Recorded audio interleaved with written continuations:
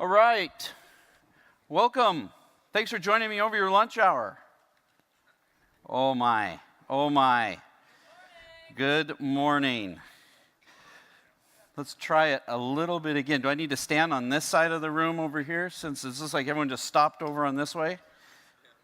Okay, enjoy your lunch. For those that are having it, feel free. I would like some chips halfway through.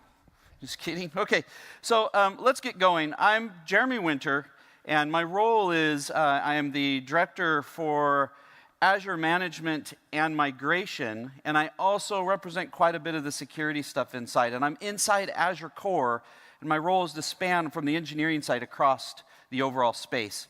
And so today I'm going to run you through a pretty packed session. You're going to see me go through a ton of slides.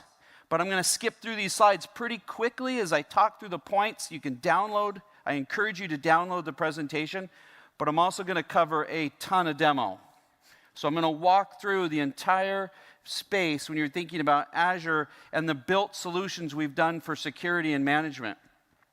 I'm going to walk you through the overall sections of these to give you a highlight of what they are, what they mean, and kind of what was in our mind as we thought about these from the overall development as we engineered these. You have many sessions to get into the depth. So if you really are wanting to get into the depth of, say, cost management, and that's your thing, or you want to get into policy and governance, or the new firewall that we just released, we have sessions on each one of those. At the end of the deck, there's a key outline that walks you through all of those core pieces. But for us, what I wanted to do today is just walk us through the overall strategy we're in, and then get us deep into some of the topics of those, so you at least see those, and then I'll call it skip a rock across the service, so you can see those core capabilities, so you at least are aware. Cool? Sound good? All right. So I'm going to be your main person today. We're going to run through the demos. The other thing I can say is, as I walk through this demo itself, a little bigger room, so you're going to see me zoom and work in to try to help you see in those screens. I know there's been some feedback from other sessions you haven't been able to see, so I'll do my best to walk through that. Okay, so let's get moving. Look, when I am out with customers all the time, just got back from a trip from Chicago. I spend times in the EBC, and man, I just have to tell you, these are the core trends that I'm really seeing us start to go through. Now, what I'm really encouraged about here, and I'm thrilled to see, is this modernization of our customers and what you're going through is actually happening right now. When you think about modernization of your apps and what you're doing with those apps, your teams, man, I can remember 3-4 years ago, and I'd say we need to bring management from the cloud and for the cloud. I looked like an alien walking out into some of your rooms and with your executives and yourselves.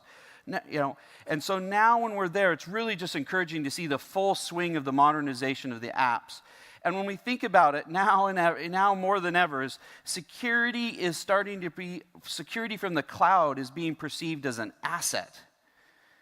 When you think about the cloud and what we can pull together for me and all those signals that come in, it's no longer a question of, hey, I don't know if my stuff is secure in the cloud. It's actually the conversations I'm seeing from the security side of the house when I'm sitting in the rooms with the CISOs is they're looking at this as an asset.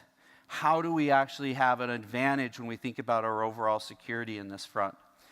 And then when we think about our overall transformation, just the role that we're going through between the organizations is just amazing for me, and it's just one of these great pieces. So I really feel like the cloud is here, it's causing the impact, we're seeing the positive momentum on there. Now, that transformation, I'm seeing a transformation of IT unfold with us as we sit here today. I just am thrilled to see how the organizations that are really embracing the cloud are starting to go reshape the way that the organizations are structured and the way they work together. The core of what I'm trying to tell you at this point in the conversation is the developers and the security teams, your business teams and IT, you're all starting to work together. And this shift is how we're thinking about how we bring our technology together as well. So when we start to go look at how do we make sure that a security person that's working on security has the access to the update capabilities, and someone who's working on the development has access to the network data inside Azure, and we all give it to everybody as a direct native capabilities, That is by design and how we're thinking about the software. We're not trying to build organizational silos. We're trying to ensure you can use the power of the cloud to be able to move that way. And I'm watching the organizations shift. But I'm also watching the technology shift as well. I love the fact as I'm starting to see our IT side of the house using the core native capabilities. How many people use ARM, Azure Resource Manager, direct, right in JSON, right? Perfect. There's a little bit of hands starting to come down, but ARM is your core way to go interact directly with it. And so this top half of adopting new technologies is critical for what we see using, and we want to make sure from an Azure point of view that we give you these core capabilities. Direct ARM access. How do you use templates to go at scale? Thinking about direct scripting, Bash, JSON, PowerShell. Thinking about how you can go use these new modern ways. How many people are using functions? Okay, functions, cool. It's a serverless capability for you to go run short event-based automation. And we're seeing it really start to go pick up. And so the point I'm bringing out across this is the new technology is you're seeing more and more interaction with that. And when we come from a product perspective, I need to make sure we give you the balance for the teams to be able to access this direct, but also the guardrails. And that operating model is changing across all the teams as well. I love it. I mentioned I was in Chicago. VP of Ops, security, CSO, and the developer all together in the room. They're leaning in and working together on how do we go bring management and security together as we think about the cloud. The conversation, my favorite part of the conversation was when the CISO and the VP are actually huddling and talking about how they can use some of this tech together. And that is an important piece of what we're trying to do. It's more than just a technology, it's how you operate in a business. So, as we think about all these core capabilities, here are the 5 main pillars of what we have with built-in security and management. This is what I'm going to use to frame the day. This is the conversation I'm going to walk through, and I'm going to walk through each pieces of these tech. The new big area that we are announcing and we've spent time on within this show at this time of the year is really focused on governance. And this governance is a key piece. I'll give you some demos in a minute. How many of you have seen in Scott Guthrie's or Corey Sanders' sessions the notion of blueprint? Okay. So blueprint is a key piece for us on governance. It's how do we help really bring that capability together? So I see some hands didn't raise, and this is why we're having this session, right? I'm going to go cover everything we have from the management and the security front. It's going to be broad. You can hit the depth in these other sessions, but we want to make sure you have that. Okay, so this is going to guide us. Good? All right, let's talk about governance inside Azure. So right out of the gate, we see ourselves in the technology, we see our own teams, we see you while we're out there with you in the accounts is speed versus control. What's going on, right? I've had escalations taken directly in July where customers were going directly, they had their subscriptions, they had their environments up, but they were trying to put a shim and they were trying to block and slow down, and the developers are just right around. Configurations were out of whack. We had security concerns in those environments, and so this traditional approach needs rethinking, and we've baked this native into Azure. We believe you should be able to work with other tool sets over the top for sure, and always use other management tools and security tools. But we also want to make sure that you can have this speed directly in. And the way we do that is speed and control. And here, when we do, I came up last year and had a view that was a higher level view of this, and now we've made a reality of the technology that I set out that we said we'd do last year. Last year, I just had a circle and said, we're going to go try to enable the developer and the ops, and you're going to work in a new way with a native capability behind ARM and policy. And now we've delivered on that this year. And so the notion really in this space is to think about how that developer or your operations teams could continue to have direct access into the environment. But these technologies we talk about underneath, they're all pulled together as a native capability that help control this. Now on the operations side, how many have heard of this term custodian? I'm really curious just to see.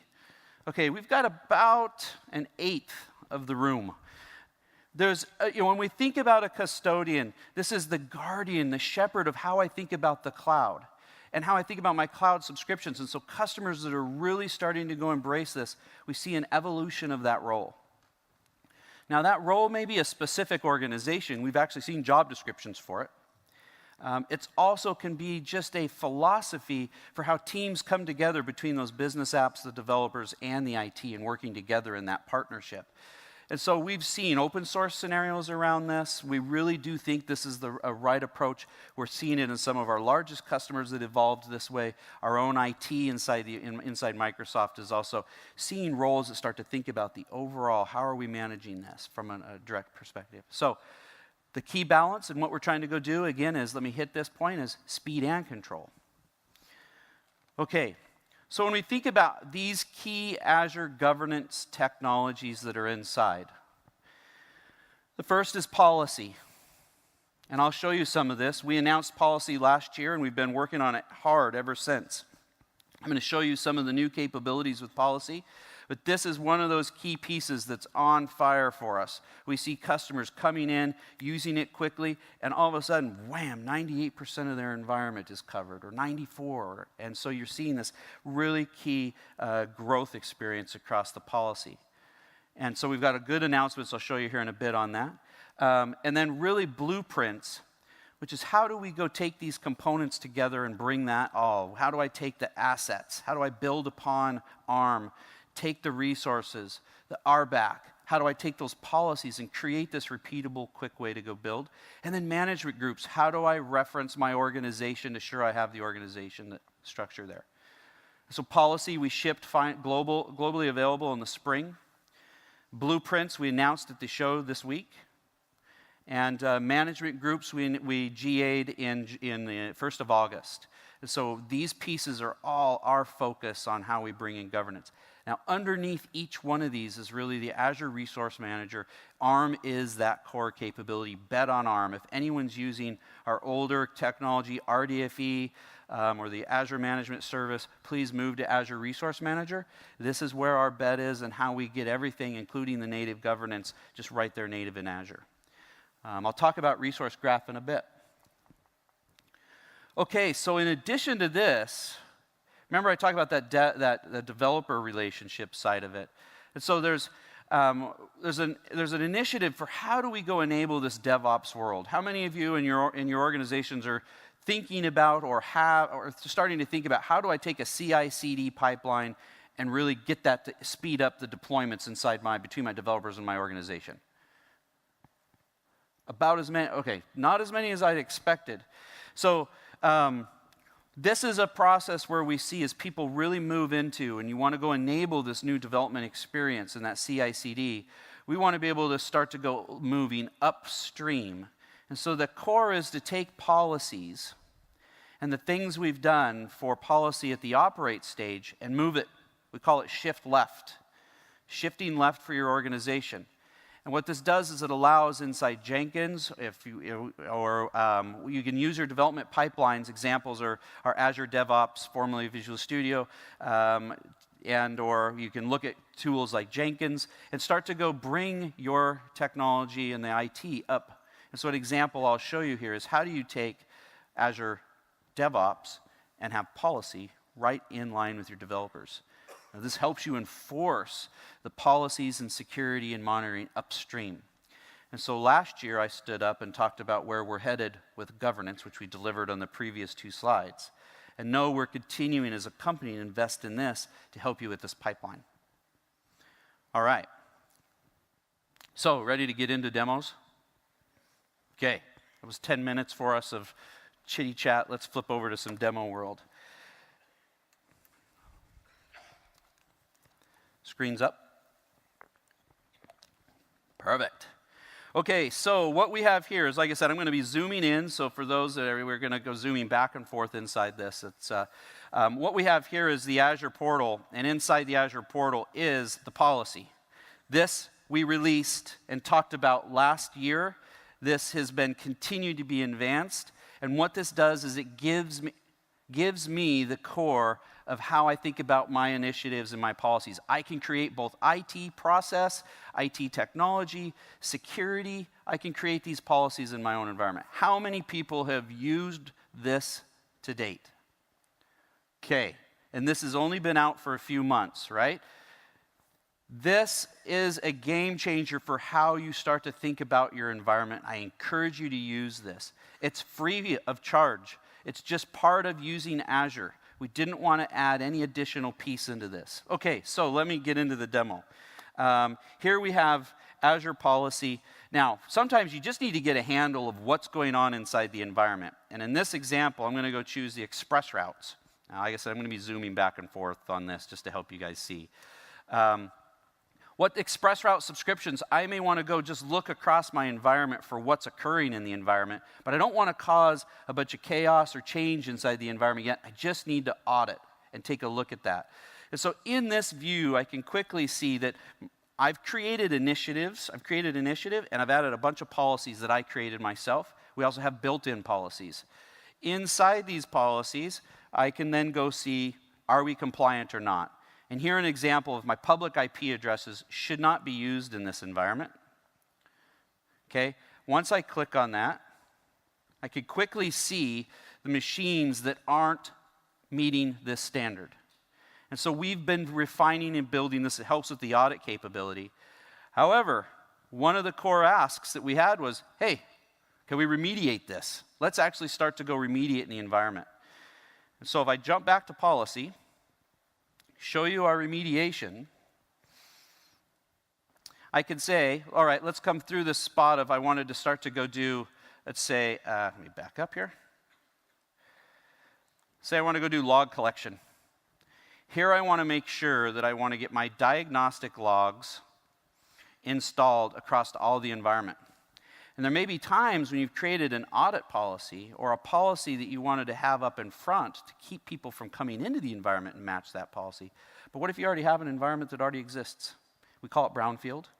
And so this is one of the core features that's announcing right at this week is the ability to go remediate. And so you can go choose a diagnostic logs as an example. Now let me go show you just where you take that. So here it is, all these core machines. I could create a remediation task. This is the new piece right here for those that have been using policy. This is the new piece. I create a remediation task. What this does is it allows me to now go in and look at, and I can choose what scope I want to go do this at. So I could do it at a subscription level, and I can even do it at my location level. So if I want to go you don't want to roll it out across the entire environment. You just want to start with a Canary environment or your first one, right? Whether it's East US or Canada East. Now you can go choose that specific environment and roll it out, hit remediate, and now we'll go automatically start to go remediate that environment with that. So not only are you auditing and you can get visibility of what's going on in your environment, but now you can enforce it in that brownfield existing environment. Huge, huge value for you to start to go in and get coverage of environments that have already been built, which I know many of you have. Yeah? Good? Problem that you... Okay. So this is the first key piece of what we've done inside. Now, if we flip to another view, how do you know what's in your environment? Right now, I'm going to go open up Cloud Shell. See if we can get this to... I'm going to increase my font for you guys and gals. Right, we're already at large. Perfect. So, as the team was doing work on the policy work, one of the things we found with a handful of customers we're working with is everyone was having a hard time on how to get a pulse of everything that's inside your environment. You're using ARM, you've got your own automation scripts, you've got your own tools that are just calling against ARM directly, but you just need to be able to see what's across the environment all at once. Anyone doing this today? Querying your own solutions? No? There's an ARM back there. Okay, so here's what we've done. Inside the environment, I can quickly now, across using ARM as an extension with what we call the resource graph, which is in preview for you now, you can quickly just query ARM, and we have a cached view of what's going on in ARM, and we keep that up to date.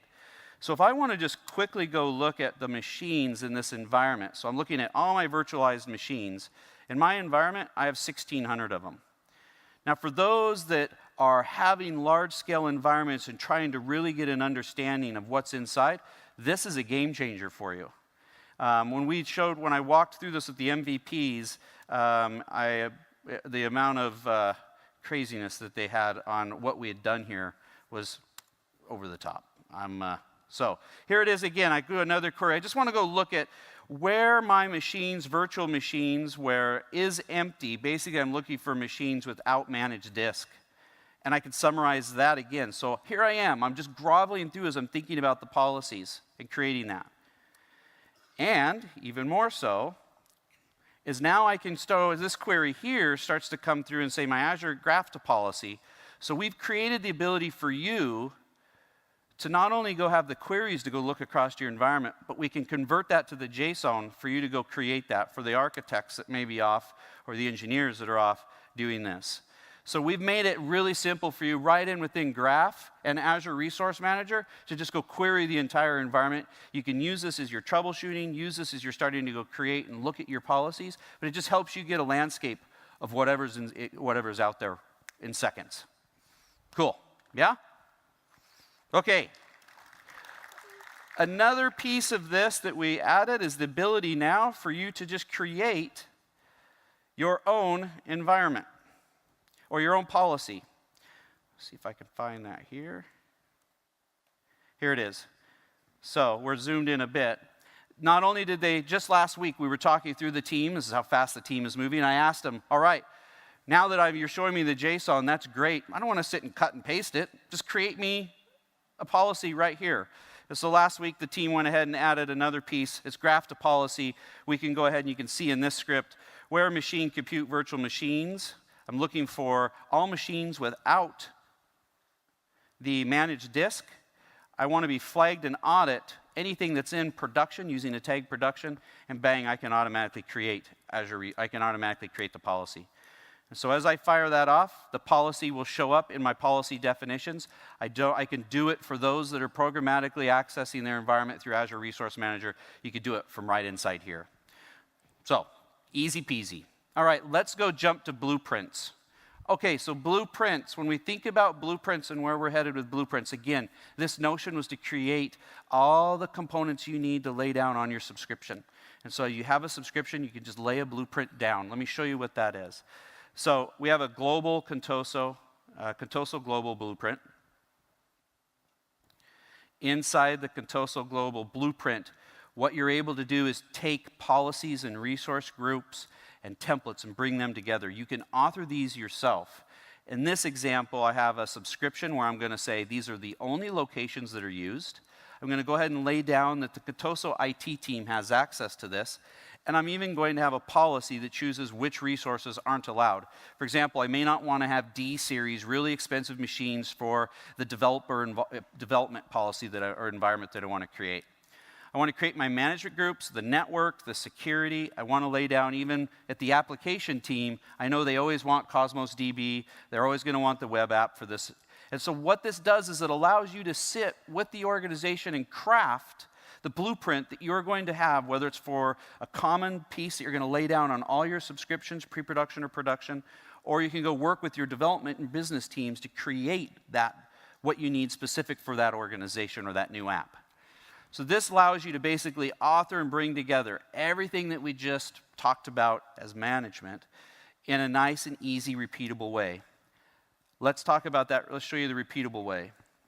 So here I just chose assign the blueprint. Okay, so in the blueprint as we go assign this, let's say a scenario is, this is pretty simple.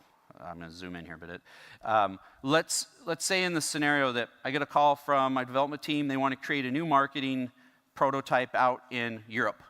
They need an environment spun up quickly. But the good news is I've already created a blueprint. I've already worked through this with the team, so I know I can just lay it down when it's needed. Here I can choose the subscription that I want to go apply those to. And so here I can see a list of subscriptions, and I can choose, I just want this in my dev and pre-prod. And I'm done. Now, the other piece is this notion of lock assignment. You have the ability to allow your teams or yourselves to either go edit or lock. And if it's locked, only you and the people with access to it can make the changes to that blueprint and the policies that have been applied. You can leave it editable so that you can make the changes in. We made it either way. And so now I'm going to go ahead and choose lock. Off we go, assign. If I hit this assignment, now it's being applied. You can see it's applying the definitions right now. And literally within minutes, you now have a subscription that you created, which you could create programmatically. And you've laid down the blueprint that has everything you need to feel rest assured that you've got the compliance, the security, you've got your policies applied to that environment. Cool? Simple. Simple, simple. Okay, so when we think about the next piece, that deployment up in the pipeline, remember I mentioned when we think about Azure DevOps, which is your development environment, how do you go enable your developers to have the same thing? Right? How do I, if they're starting to go deploy out an environment, I want to rest assured that those deployments actually meet what I have inside on my subscript, what I put in the policies and blueprints. And so this, up here on the screen, is Azure DevOps. It has releases. For those that aren't familiar, it shows you releases, and it has pipelines. What pipelines are is basically the releases that come down the line here. In my pipeline, what I zoomed, it just kicked over to another pipeline, so let's go back to a different one. Okay, and I have a release 4 in this pipeline. Now, from a developer perspective, I could come in and take a look at this, and let me just zoom in. What it is a developer made changes to his code. Then, the automatic trigger kicked the code out through CI/CD using Visual Studio Team Services, Azure DevOps. And then errors came through, and it shows me right away, from a development perspective, that I had a policy violation. And that policy violation really, if I want to go in and look at it from a code perspective, this is tied management and security, two things coming together. It now lets me go look right inside as a developer, and I can see, I had remote debugging enabled. Now, in the production world, I do not want remote debugging enabled because it opens up more security concerns for me in the policies that I set. Now, the value, again, on this is we've just shifted all the policy and all the compliance way upstream with the developer. So as you create these policies and your devs want to start to go leverage that, you can enforce and start to have that integrated way upstream, really bringing that CI/CD piece together. So, pretty cool. That's a core piece for us and how we brought all that together. Yeah? Sounds good? Okay. So, let me flip over now. I think that's all the demos I wanted to do with that one. Let's jump over 2 slides. 5.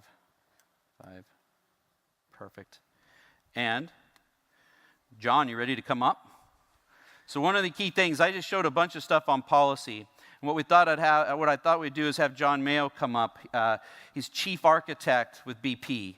And has really been a key partner for us as we've embraced and we listened to him on a lot of what he needed us to build as we're thinking about how we helped BP. So take it away. All right.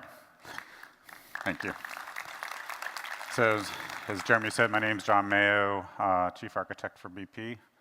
BP, as many of you know, is a large oil and gas company. We have 70,000 employees. We operate in 70 regions. So we're global. And so at the end of last year, we spent some time with Microsoft. We did an end-to-end review of what our current Azure architecture and processes, what we were using at the end of last year. And we worked with the Microsoft customer advisory team. And some of those team members were actually from Jeremy's team.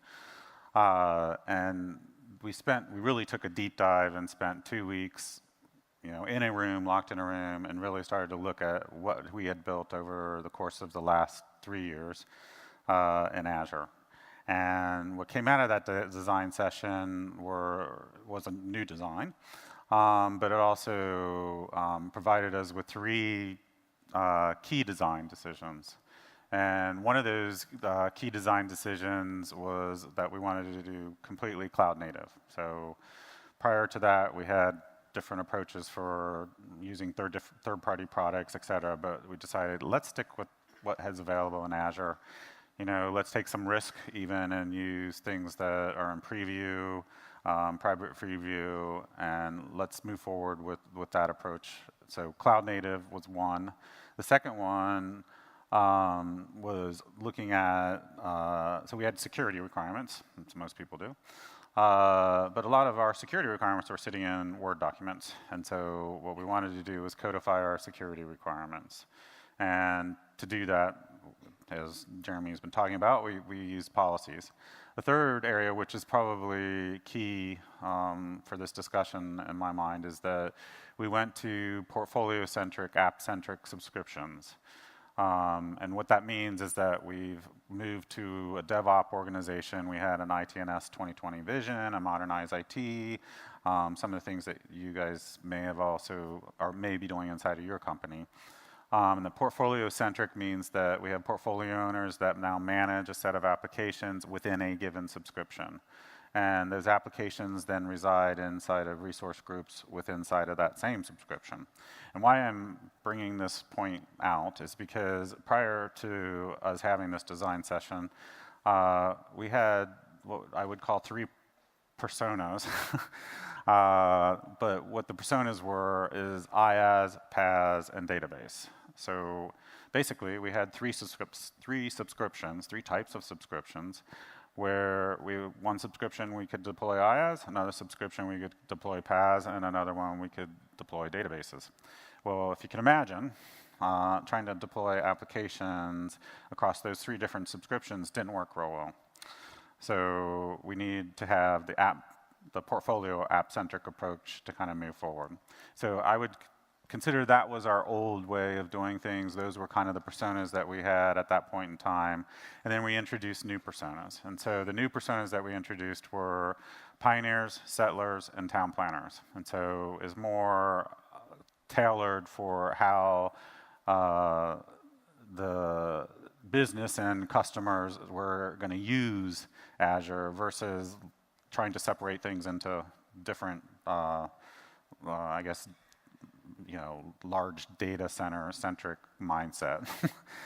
And so the settlers, what we use there is basically a settler is not connected to our network, doesn't have Active Directory access, has all the services enabled, allows people to innovate, invent, do whatever they need to do, but it's not going to be connected to BP. And we applied a certain set of policies to the Pioneer subscription. The Settler subscription was kind of a subscription where we did have it connected to BP.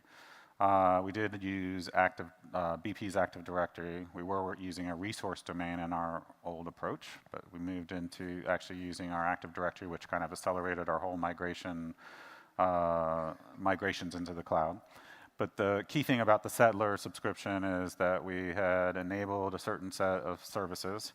And the reason why we enabled those services is because they had gone through a process from a security and an architecture perspective to determine how do we secure those and how do we govern those. And so we did that through policies.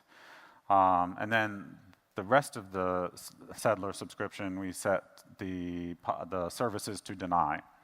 And what we did was we implemented a tool that was a VSTS extension, actually. And the reason why we implemented that tool is because we knew that in a Settler subscription that DevOps teams would come into a resource group, they would say, hey, we're building this application, we need these services.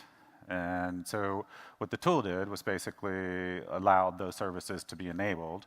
What it also did was had a workflow built into it that went off to the security and the architecture teams and said, oh, these guys are doing something new. And that allowed us, I'm on the architecture team, and the security team to kind of work together to determine how can we actually, since this is a new service that's being enabled within BP, how can we actually protect that service? And what types of monitoring and security need to apply? So in other words, it was like opening the door to saying, okay, what policies need to be created to actually manage and govern these set of subscriptions or these set of services. And then we had what we called town planners, and that's kind of our last persona, new persona.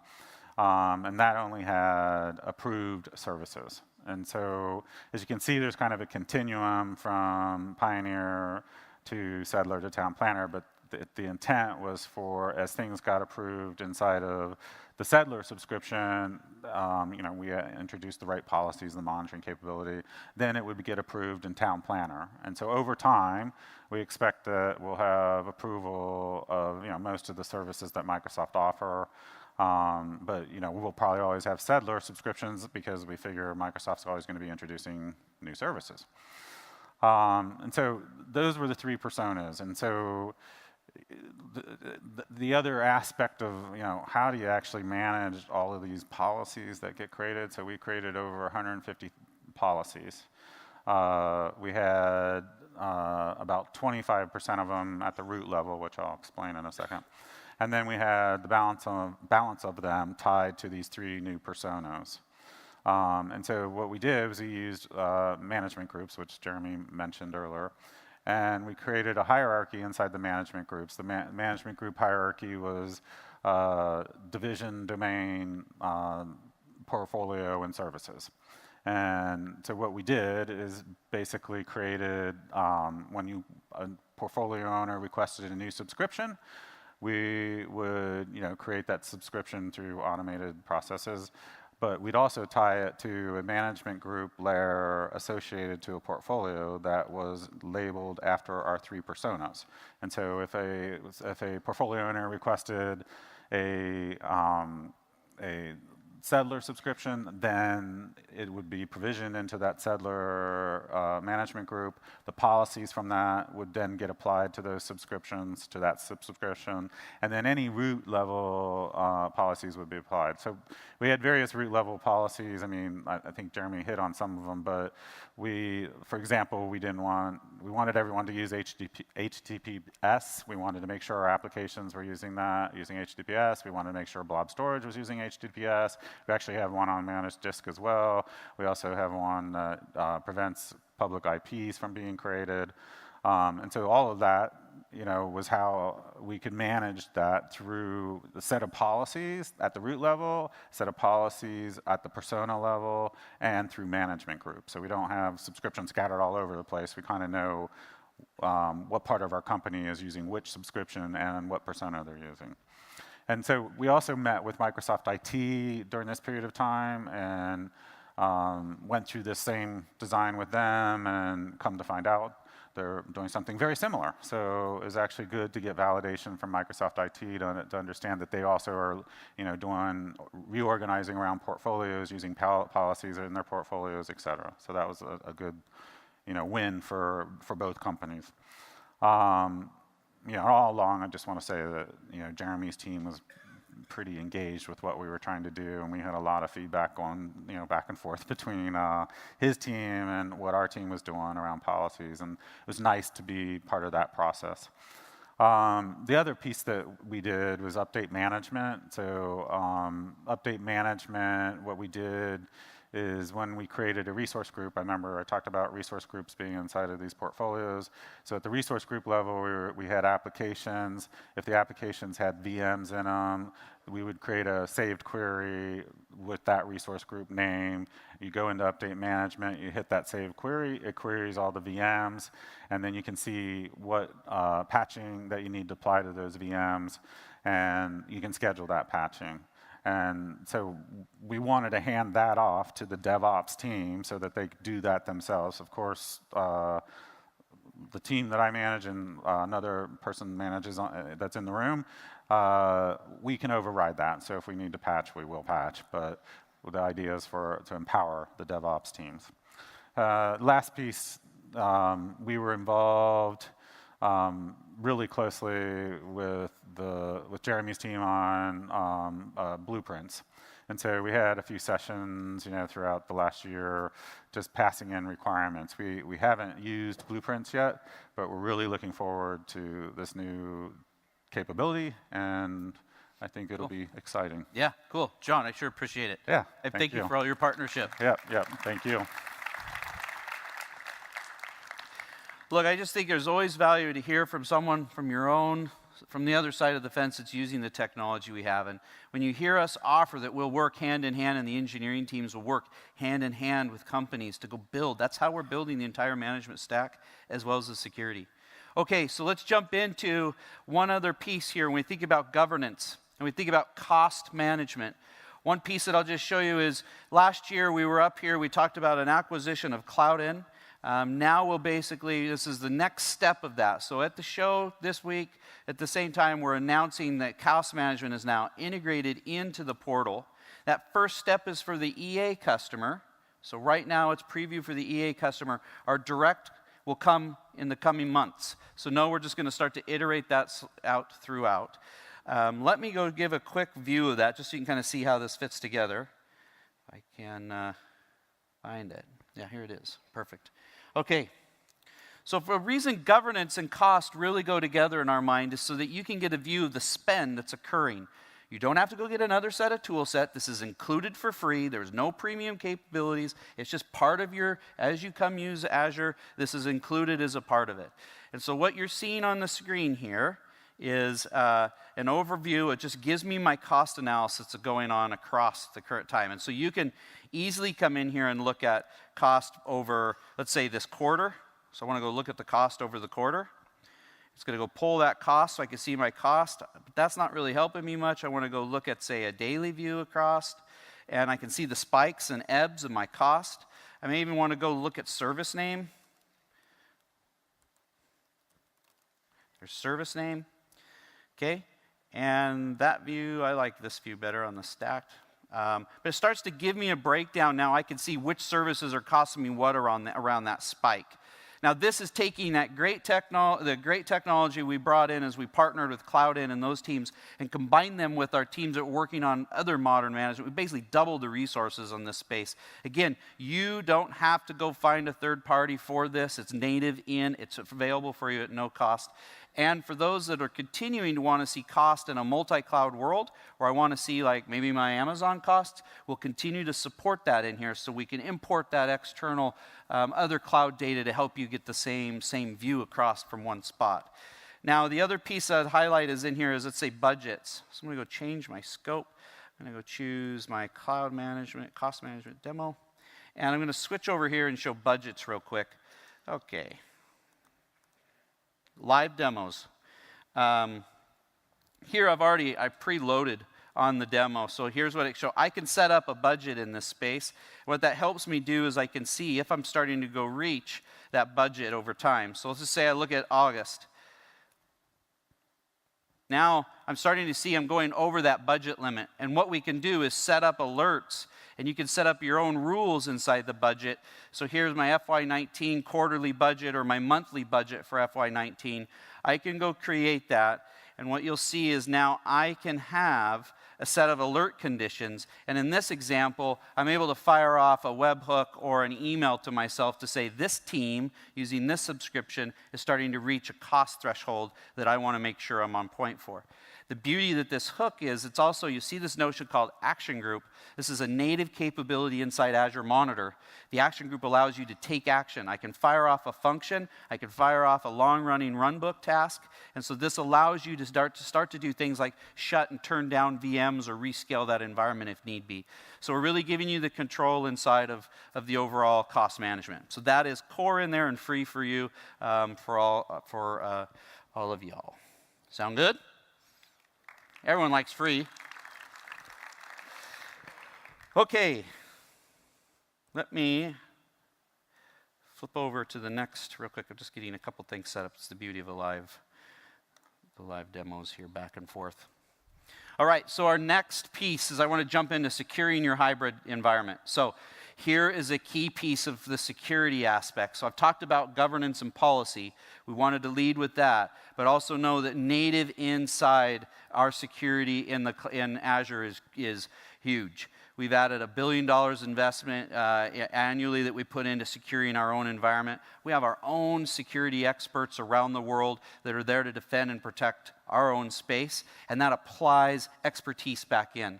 The core of this is a way I talk about it and think about it as that secure foundation. We make sure that that data center, that infrastructure, our operations is secure, but then we also still go work with built-in solutions, native to Azure, like we did with ARM, but other components, as well as partners. And then we bring that all up together and through things like Azure Security Center. So as I jump quickly to just show you the core components that are inside, I'm not going to get into the depth of each one of these, but the key thing that I'll show you is that we manage from the identity to how we think about the data, what we do with this network security, how we bring threat protection, and all up security management. These are all native in our environment. Better than any other cloud that I've seen, you've got the core capabilities in here that help you from the foundation all the way to the threats that you're getting. And backed behind that, we continue to go work with our partners so you can use the tool sets that you're familiar with native into Azure. Now, as I take one other piece that was called, that I wanted to flag for everyone, is just the Azure Firewall was a new piece that often was getting, I just wanted to highlight in this. The core of a firewall, clearly we all have those. We know how to configure in and outbound, but the key piece that's sweet with this is it really just has, you don't have to worry about it. It's a built-in service native from Azure. It scales when you need it to handle the scale. It's just there for you natively inside.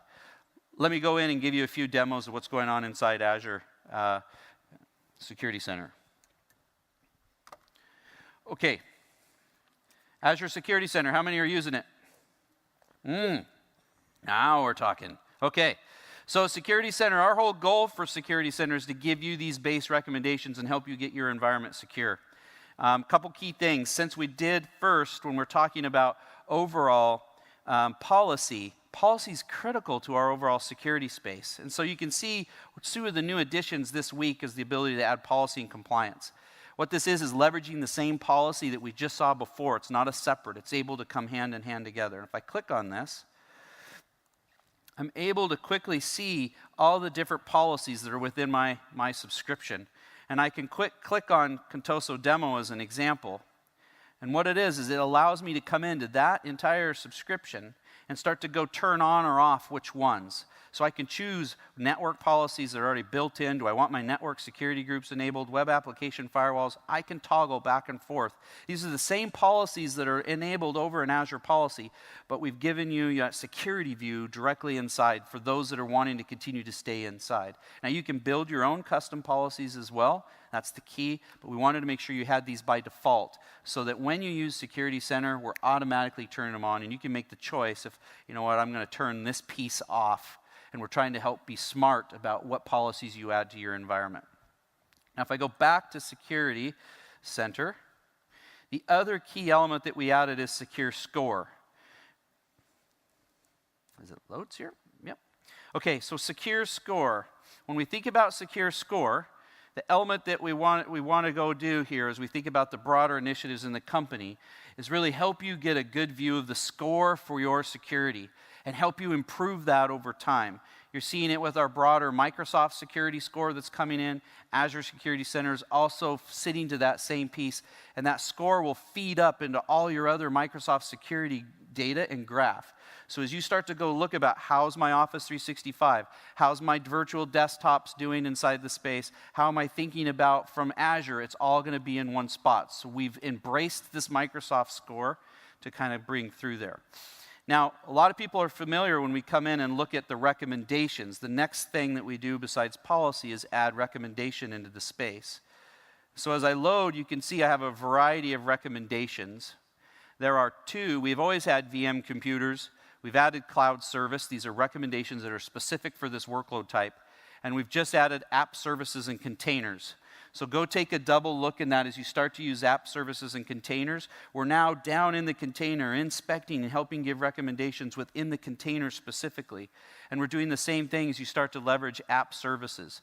It's our goal from a security center perspective to continue to go add more of these capabilities, get the coverage of your resources. One key piece that I'll flag out is on the VMs. Let's come in and look at some recommendations on my VMs.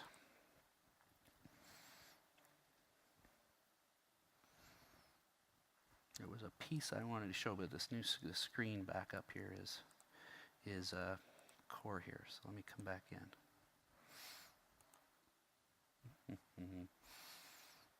Yeah, the screen size has got me a little wonked. Okay, so if I come into my recommendations again, one of the elements that we want to go think about is how do you go do your updates. And so I install my updates. I can really go look at installing updates in the environment. And when I look at these updates, we're going to help you see your overall view of where you're at with your updates across the services, whether that's at a VM or your apps. But I want to remind people when we think about updates, how many people are using the update management service that was put into automation? Okay, we're starting to see a few hands. This is another service that's available for you. What we did is we built it on top of automation. So inside automation, as you go through, we have some free capabilities that are in here. Update management. What update management is a purely cloud-based patch management or update management service at the OS level that does Windows and Linux. And we added 2 new features this last week as we came through, and there was big ask from our customers that are using this. So as I come through, I'll show you the 2. As I come into new updates, I can look at basically groups. Now, you've been able to create, based off our strong analytics, you've been able to create queries of your overall groups, but you wanted to be able to go do dynamic groups so that you could see what, as machines came in and out of the environment, but you also wanted to group them towards collections. And so here we're able to go choose within the subscription. I can say, all right, I want this Contoso IT demo subscription. I could choose which resources group I want to go target so that it's dynamically pulling the resource groups. I'm just going to select all for the pieces here. I could choose which locations I want, and I've even had support if you're using tags, so I can go show just machines that are production in that environment. The core of what we're doing here is allowing you now to have this dynamic group that as machines come and go in the environment through your resource group or centered towards tags, we're able to get those connected in. So that was one big ask for the customers that are starting to use this in a pretty big way. The second big ask was the ability to do pre and post tasks. So not only are you doing update, but you want your own flexibility with pre and post. And so here's another example where I'm just going to go ahead and hit VM, come in here. I can update, turn on and off VMs. So as I go choose this, it allows me to say pre or post. Do I want this as a pre-script? Well, sure, I want to turn off specific VMs. And I can also do the same with turn off. And what these are is they're basically leveraging runbooks for automation. So you can go create your own customized capabilities using automation. And then you can, as you're doing your update management, that allows you to go control even more flexibility in it. Cool? Automation. One of the key things in automation, I really encourage you to take a look at it, both from runbooks and functions. We got a note from one of the customers that I just love. I keep it in the top of my mind. Thank you, Azure. I just automated my job for $400 and my boss doesn't know it. Now, we've made it dirt cheap to run it, but I also think it's great to see that the person's used the service to the point that they're able to automate their job through there. So don't forget how much rich automation we have inside the service. Last piece on security, the other new area back into security, so jump back into Security Center, is inside the network. We've had an ask to help see what's going on inside the network at a much granular view. So we have a new view that's centered on the network map. This network map really allows you to start to go look at a topology or where your traffic's coming from. So I'm just flipping my traffic back on, and I can see most of my traffic is happening down in this map. But what it also allows me to do is start to go look at, all right, I want to look at the high capabilities. What recommendations? Maybe I want to look at that Windows Azure firewall or the new firewall work that we've done. It starts to go through and show me the layers of where I need to be more compliant with the recommendations. In this Contoso Web 1, we seem to be picking on that machine quite a bit today in the demo. It starts to come through and give you the recommendations of what I need to do with Contoso Web 1. And back this thing out. Here it is. I can add a web application firewall.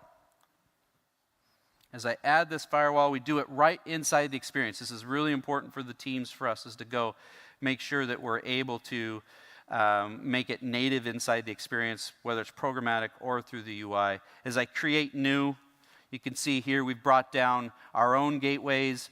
You'll see us add the new firewall we just announced in here as well, but you also see our partner firewalls that are directly in. So these are the core areas that we have, I'd say, are the new areas coming in Security Center.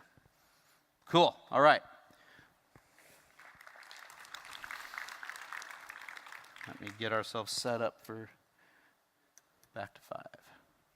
Okay, our next section.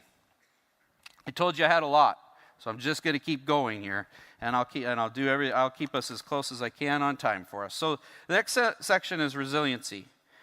Let me get this next demo set up here.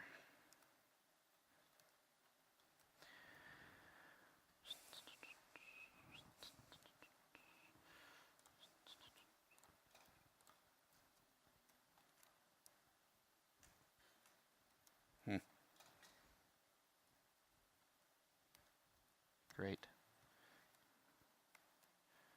I can't get this thing is frozen, awesome.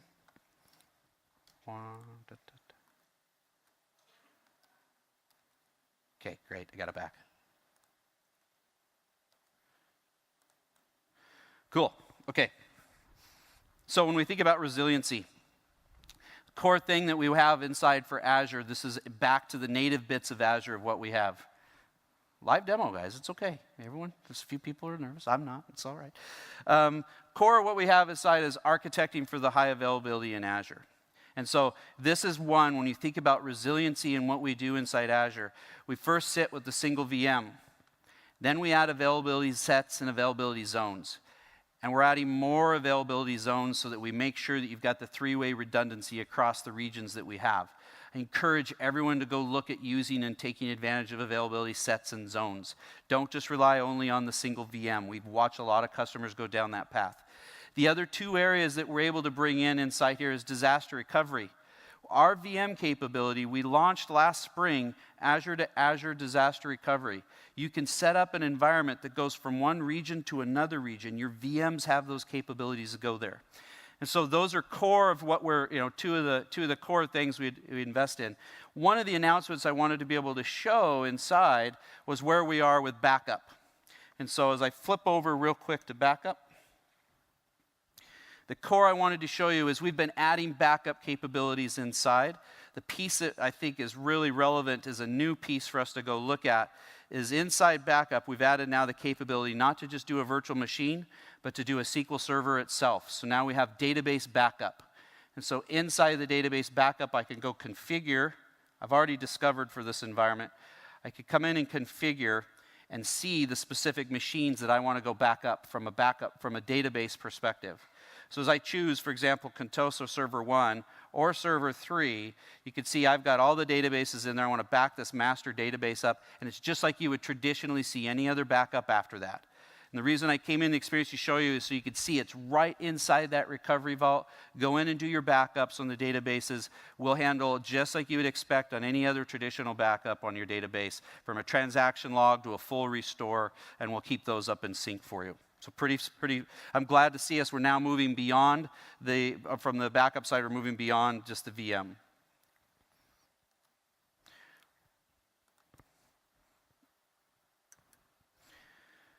Okay, so then when we think about where we're at with our monitoring, so when we go into the monitoring piece, we've had this native into Azure from the get-go, and we continue to invest in the monitoring piece.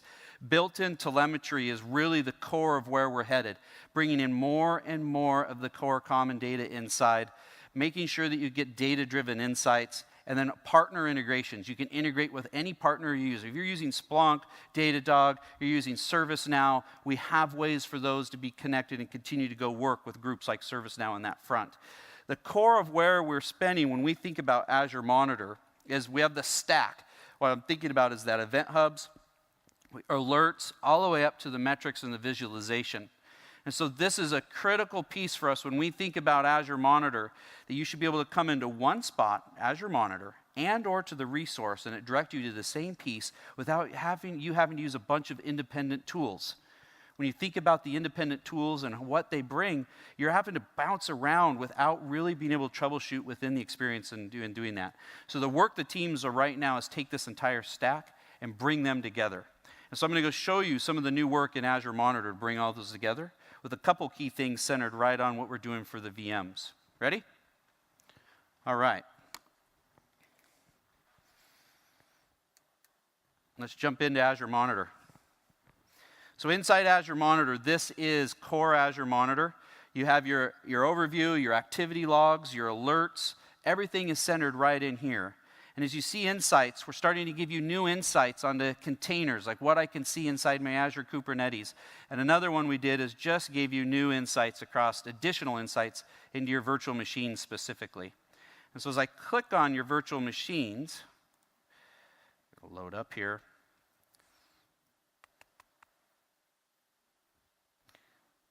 Perfect. Let me try to get, I'm going to go pick,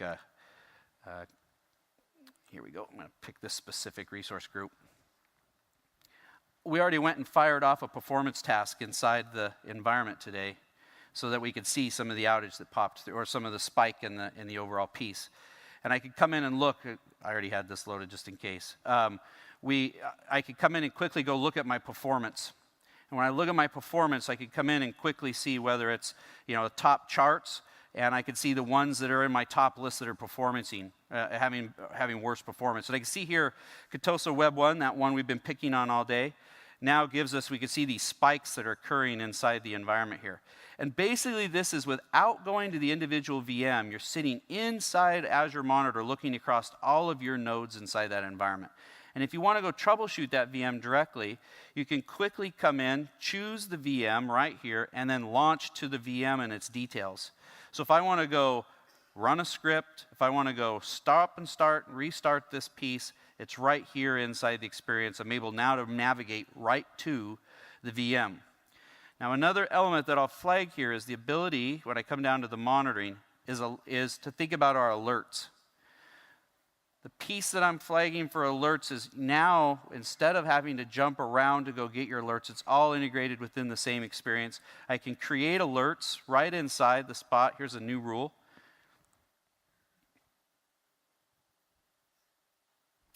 I can target that Web 1 or entire resource group. I can add the criteria for the alert. I'm going to look for CPU, since that was what was tacking me on this. So CPU, yep, percentage of CPU. When I look at the CPU, we have the ability to just add thresholds. That's pretty standard, what you'd expect. But we're adding more and more capability to be able to make sure we're keeping up with the core, what you'd expect out of the monitoring. We also have dynamic thresholds. What this is intelligence, a smart machine learning that goes and learns how that app is running. You could turn on the thresholds. We will look over a period of time, whether you want to make that a day, 24 hours, or a week. We will go learn and take that dynamic threshold, which is using some of our first steps into some, I'll call it machine learning or artificial intelligence, and come through that core piece. Then when you're all done, again, as I mentioned, you can come in and create action groups, define your alerts. I'm going to say call this done.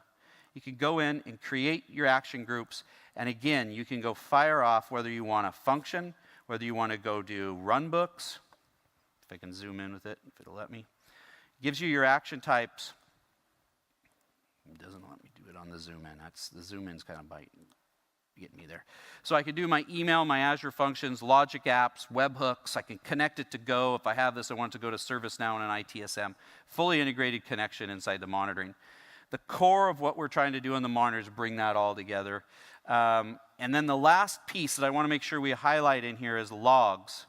So when you think about logs, how many people have been using our log analytics and the new Cousteau engines we shipped over the course of the last year? Okay, this piece you cannot get from another cloud provider either, and this is a core piece for what we're trying to do. Really powerful. We have a ton of sessions on just the analytics, so I want to make sure you spend the time in there. But what it does is really rich. You can start to go query whether you've got your own performance. The data is connected on the monitoring side, and the data is also connected over on the analytics and the rest of it. So all our update, security, everything is powered by this rich query engine. So there's a whole session just on analytics that's coming out for you. And all right, so let's jump back to some slides. I know I covered monitoring pretty quick, It's really about the integration we're doing inside the experience. Okay, did that. Now, our last bit, when we think about automation in Azure, you've heard me talk about these throughout. We've heard me talk about automation as we use Resource Manager, and we really do believe this is a key piece of our automation puzzle. When we think about this, we'll continue to build and bet on Azure Resource Manager, and then Cloud Shell is our core scripting and orchestration when we think about functions and runbooks. It's all about simplifying cloud from the command line. But we have one more piece. A lot of times we hear customers want to be able to come in and talk about, I want to leverage other tools and other systems than just your automation platform. And so one of the key partners we've been working with is Chef. And Trevor, you want to come out? Cool. Hey, Jeremy. Hey, man. So this is Trevor Hess. Hey, everyone. He and I've been trying to keep up with him on the shaving thing, but it's taken us a little while. I need another couple years to catch up. Couple years, yeah. So Trevor's one of the key architects at Chef, and we've been working with him to make sure that we have a new offer that's coming from Chef, and this is a pretty cool. What we have inside, and you can use these too, we have this notion called a managed app. The managed app allows you to create your own offer inside Azure, you can do it for your own company. And what Chef has done is created their own managed app that now you can buy in the marketplace, and you're able to hydrate a Chef environment, and you don't have to operate it at all. Chef's got it taken care of. So you want to give us a show? Absolutely. Run through? That's 6. Or you might be on. I'm 7. You're 7. I'm one more. You're one step up, one better. Cool. Awesome. So thank you so much, Jeremy. Yeah, I'll step out of your way. Oh, you're fine. Cool. You can make faces behind me if you No, want. we're good.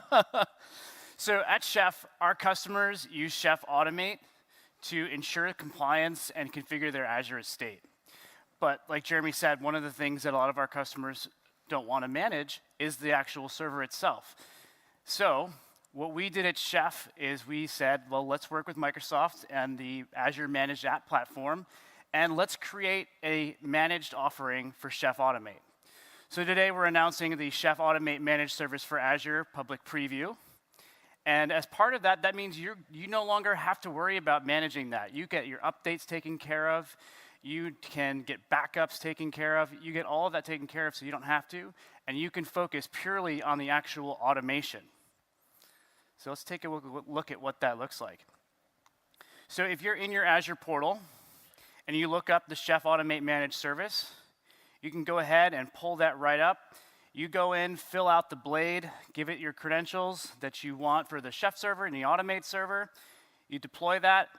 What may have taken you 2 days in the past to deploy, you can have up and running in as little as 30 minutes. So if we go look at that server once it's been provisioned, we can go through, we see we've got all of our data in here once we've loaded some nodes into our server. We go through and look, it looks like we've got some systems that aren't compliant. Well, if we hop over to my shell here, and that's why my cookbook's actually disabling some of my settings. So if I actually look at the failure here, we'll see that we've got some log Martians that we're not keeping track of those Martian packets. So if we come back in here and we get rid of my bad code in the cookbook, and we do some nice development here and bump up our versions, we can then, right in Cloud Shell, we can actually do our Burks install. So Burk Shell, for anybody who's not familiar, is a tool to do cookbook dependency management. So we can get all of those cookbook dependencies taken care of right in here. We'll then be able to do the upload of the cookbook, so that it's up on the Chef server and it can actually start updating our nodes. So run Burks upload. So I actually set up these nodes using the Azure Chef extension. So that's how I'm getting Chef client onto my target VMs. The Chef client is what actually runs my Chef configuration. Now I've got it configured right now to run once a minute. So that's so that we can see this come up right away. Let's take a look at some other tools that we have available now that we have Chef Workstation available in Azure Cloud Shell. If you've worked with Chef in the past, you've probably seen the knife tool. Knife is completely available in Azure Cloud Shell now, so you can do a knife node list and get a list of all of the nodes that your Chef server is aware of right from the Cloud Shell. Now, you also have tools like Test Kitchen and Burke Shelf and Food Critic and all the other tools you'd expect, but you also get tools now like our new Chef Run tool, which lets you do ad hoc configurations as well.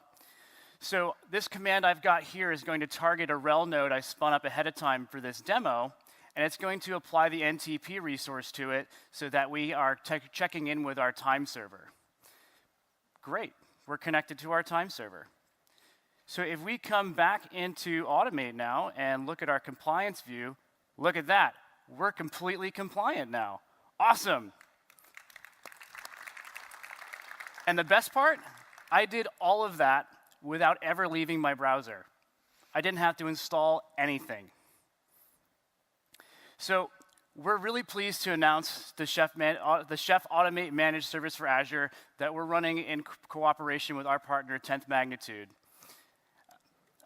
So you can sign up for the preview today at chef.io/automate for Azure and let us manage your Automate instance while you automate your systems.